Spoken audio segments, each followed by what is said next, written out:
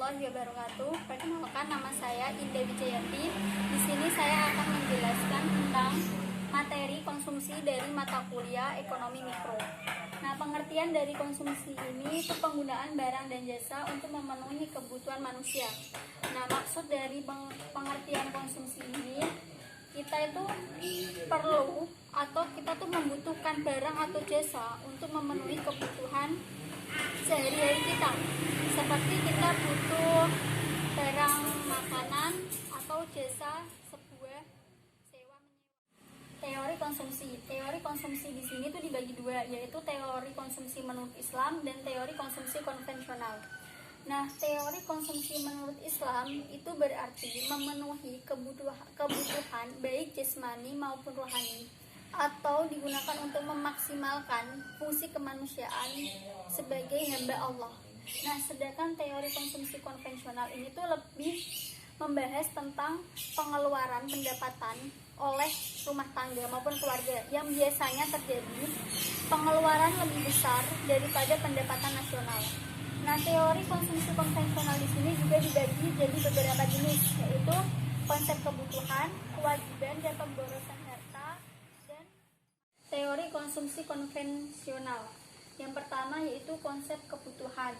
Nah, konsep kebutuhan ini dibagi dua, yaitu dalam ekonomi konvensional dan dalam ekonomi Islam. Dalam ekonomi konvensional ini lebih menonjolkan keinginan. Nah, maksud dari keinginan ini kita selalu menuruti hawa nafsu. Nah, sedangkan yang dalam Islam itu lebih mengutamakan kebutuhan. Seperti yang saya ambil contohnya tuh apel buah ini tuh sebuah kebutuhan kita, sedangkan apel iPhone itu keinginan kita. Kedua yaitu kewajaran. Nah, kewajaran ini dalam Islam mengambil jalan tengah antara materialisme dan kesuhudan.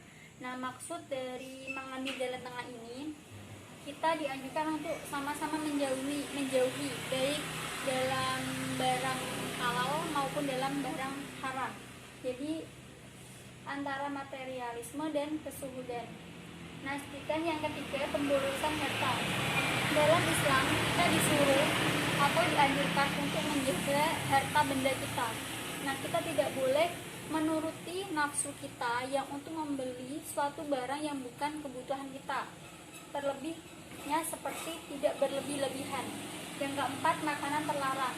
Dalam Islam kan sudah dijelaskan tentang makanan yang haram maupun yang halal. Nah, di sini kita tuh disuruh menjauhi makanan ataupun barang-barang yang diharamkan, seperti makanan daging babi.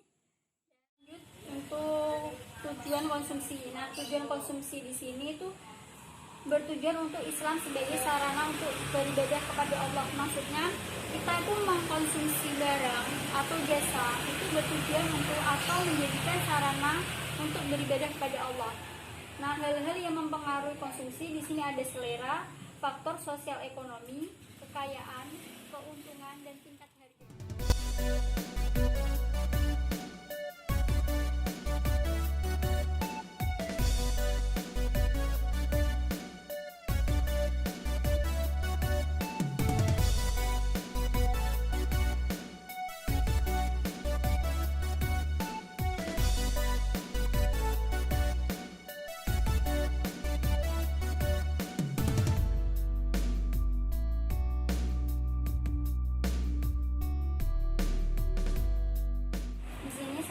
Memberikan contoh, yaitu kurva keinginan manusia yang tidak pernah terpuaskan. Maksudnya, biasanya kan manusia suka mengumpulkan harta benda atau barang-barang yang diinginkan. Nah, misalkan kita ambil contoh sebuah emas. Nah, jika manusia tersebut memiliki satu emas, dia tidak akan puas. Makanya dia akan membeli emas lagi.